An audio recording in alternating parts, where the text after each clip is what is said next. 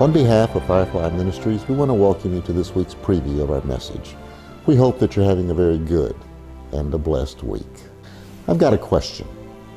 If you're old like me, when you were growing up, did you know someone you were just sure was destined to be wildly successful?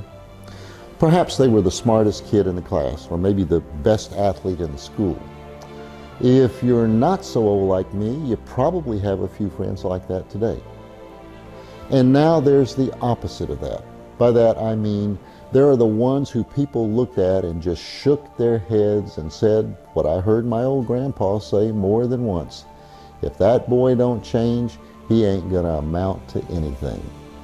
And based on my childish behavior, I'm sure he muttered those words under his breath about me from time to time.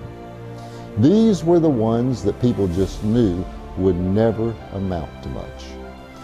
Well, thanks to Facebook, I frequently get to smile with pleasure when I see the beautiful lives and the families that many of my classmates made.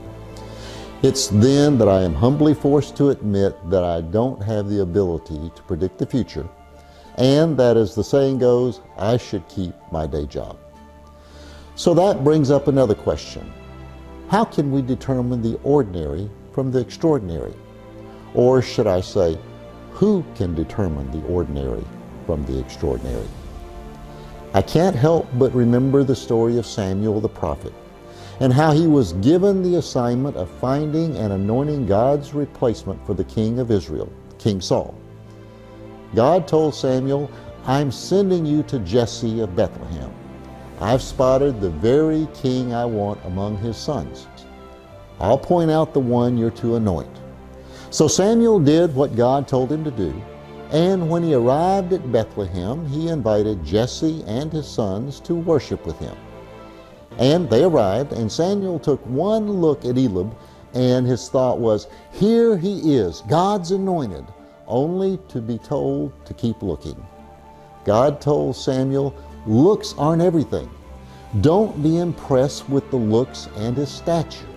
I've already eliminated him. God judges persons differently than humans do. Men and women look at the face. God looks at the heart.